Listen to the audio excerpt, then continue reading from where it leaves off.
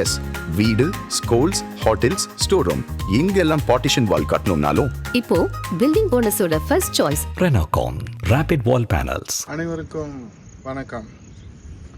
தமிழகத்திலே பல்வேறு மாவட்டங்களில் வடகிழக்கு பருவமழை தற்போது தீவிரமடைந்திருக்கிறது.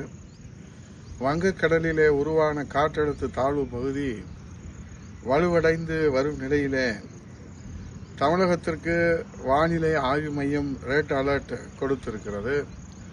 பல்வேறு மாவட்டங்களிலே இன்றைக்கு பள்ளி கல்லூரிகளுக்கு விடுமுறை அளிக்கப்பட்டிருக்கிறது.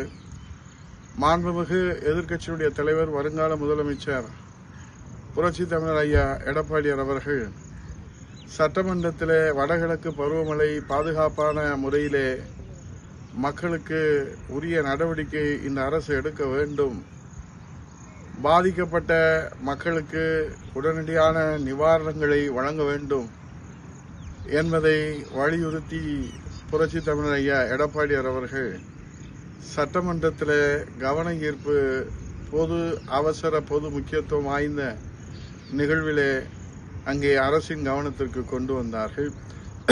தற்போது அரசுக்கு கோரிக்கை வைத்ததோடு மட்டுமல்லாமல் பாதிக்கப்பட்ட பகுதிகளிலே அங்கு இருக்கிற கழக உடன்பிறப்புகள் உடனடியாக களத்திற்கு சென்று மக்களை பாதுகாக்க வேண்டும், மக்களுக்கு வேண்டிய உதவிகளை செய்ய வேண்டும் என்று புரட்சி தமிழர் ஐயா எடப்பாடியார் அவர்கள் கொடுத்திருக்கிற அந்த அறிவுரைகளையும் வழிகாட்டுதலையும் வேண்டுகோளையும் கோரிக்கையும் கழக கண்மணிகள் எப்போதும் போல் களத்திலே முதன்மையாக நின்று அனைத்திந்திய அண்ணா திராவிட முன்னேற்ற கழகம் ஆட்சியில் இருந்தாலும் இல்லை என்றாலும் மக்களுக்கு சேவை செய்கிற ஒரு மகத்தான மாபெரும் மக்கள் இயக்கம் என்பதை எடுத்துக்காட்டுகின்ற வகையிலும் இன்றைக்கு தமிழகத்தில் நடைபெற்றுக் கொண்டிருக்கிற ஸ்டாலின் திமுக ஆட்சியினுடைய மக்கள் விரோத தொடர் நடவடிக்கையாலும் வாரிசு அரசியலாலும் குடும்ப அரசியலாலும் விலைவாசி உயர்வாலும்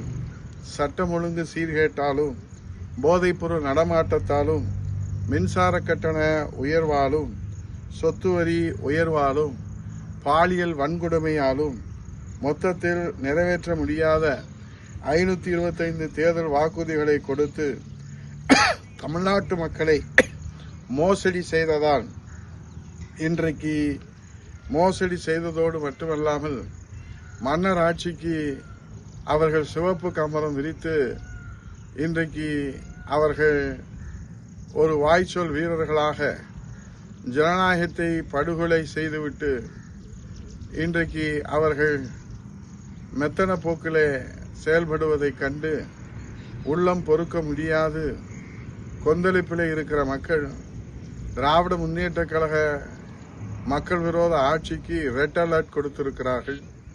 வருகிற 2026 சட்டமன்ற தேர்தலிலே திராவிட முன்னேற்ற கழக ஜனநாயக விரோத ஆட்சிக்கு எண்டு கார்டு போடுவதற்கு தீர்ப்பை எழுதுவதற்கு தயாராகிவிட்டார்கள். ஆகவே கழக கண்மணிகள் இன்றைக்கு புரட்சி தமிழர் ஐயா எடப்பாடியார் அவர்களுடைய தலைமையிலே மீண்டும் தமிழகத்திலே புரட்சி தலைவர் எம்ஜிஆர் ஆட்சி, தமிழகுலசாமி அம்மாவின் ஆட்சி, மக்களாட்சி, ஜனநாயக ஆட்சி புரட்சி தமிழர் ஐயா எடப்பாடியார் அவர்கள் தலைமையிலே மலர்ந்திட நாம் இந்த களப்பணியை முதன்மையாக நின்று மக்களின் நம்பிக்கையை பெற வேண்டும் என்ற அந்த வேண்டுகோளோடு களத்திற்கு செல்வோம், வெற்றி வாகை சூடுவோம். நன்றி, வணக்கம்.